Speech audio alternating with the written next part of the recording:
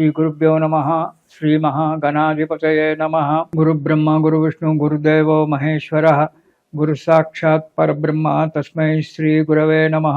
హరితసగోత్రోత్పన్నం హరిభక్తిపరాయణం శంకర గురువరేంద్ర చరణం శరణం ప్రపద్యే. శ్రీ మహద్భ్యో గురుభ్యో నమః. అరుణాం కరుణాతరంగితాక్షిం ధృతపాశాంకుశ పుష్పభానచాపాం అనిమాదివ్రయూవృతాం అయోకైః అహమిత్యేవ విభావయేద్భవానీం. ఓం శ్రీమాత్రే నమః. ప్రేక్షకులకు రాబో నూతన సంవత్సరం యొక్క శుభాకాంక్షలు. ప్రతి మాసం మనం చెప్పుకున్నట్టుగానే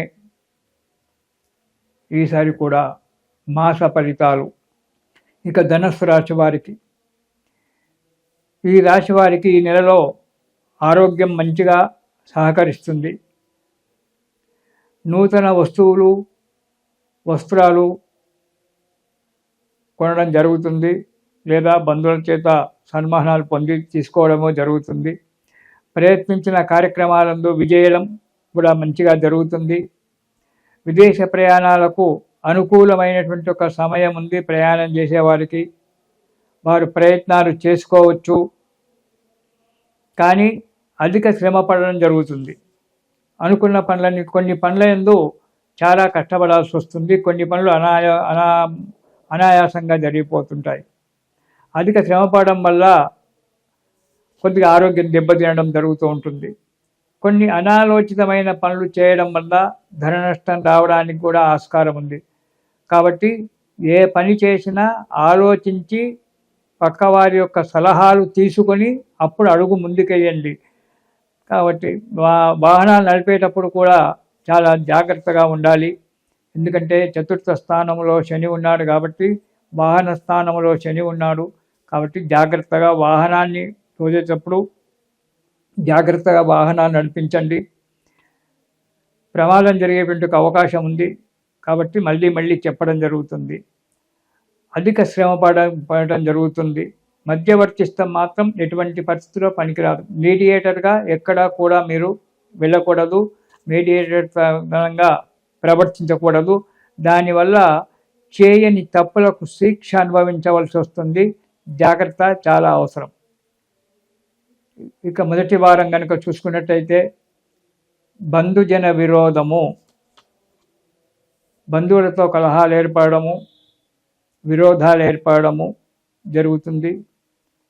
కుటుంబంలో కూడా చిన్న కలహాలు ఏర్పడము జరుగుతుంది.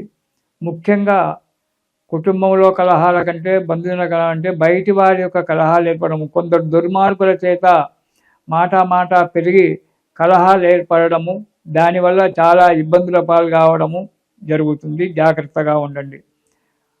ధన నష్టం కూడా కలుగుతుంది. వ్యాపార వ్యవహారాలలో కూడా తగు జాగ్రత్తగా ఉండాలి. మొదటి వారం ధనుస్సు రాశి వారు. ఇక రెండవ వారం కార్యక్రమాలలో మంచి విజయం జరుగుతుంది. సంకల్ప శుద్ధి, మీరు ఏదైతే కార్యక్రమాలు చేయాలని చెప్పి సంకల్పం చేసుకున్నారో ఆ సంకల్పం నెరవేరడం జరుగుతుంది. ఆరోగ్యం కూడా సహకరిస్తుంది, మనశ్శాంతిగా ఉంటుంది. ఆర్థిక పరిస్థితి కొంతవరకు మెరుగుపడడం జరుగుతుంది. రాజకీయాల్లో పాల్గొనే వారికి విజయం కూడా ఉంది. రెండవ వారంలో జాగ్రత్తగా ఉండాలి, అడుగు ముందుకెయ్యండి. ఇక మూడవ వారం అన్ని రకాల సుఖము సంతోషము ఏర్పడుతుంది. విజయాన్ని సాధిస్తారు. ధనలాభం బాగా ఉంటుంది. కీర్తి ప్రతిష్టలు పెరుగుతూ ఉంటాయి. సర్వత్రా అనుకూలమైన వాతావరణం ఏర్పడుతుంది. మనశ్శాంతిగా ఉంటారు. మూడవ వారంలో ధనుస్సు రాశి వారు. ఇక నాలుగవ వారం చాలా సంతోషంగా ఉంటారు. ప్రయత్నించినటువంటి ఒక కార్యక్రమాలు సఫలీకృతం అవుతుంటాయి. గృహ నిర్మాణ ఆలోచనలు చేయడం జరుగుతుంది. గృహ నిర్మాణాలు చేపట్టడం కూడా జరుగుతూ ఉంది. ఈ నాలుగవ వారంలో ధనుస్సు రాశి వారికి చాలా మంచి యోగం కనబడుతూ ఉంది. ఆనందంతో సంతోషంగా ఉంటారు. కానీ ప్రయాణాల విషయంలో, కుటుంబ విషయంలో, ఇతరులతో మాట్లాడేటువంటి ఒక విషయంలో చాలా జాగ్రత్తగా ఉండడం మంచిది. కాబట్టి ఈ నెలలో ఈ ధనుసు రాశి వారు విష్ణు సహస్రనామ పారాయణం చేయడం చాలా మంచిది.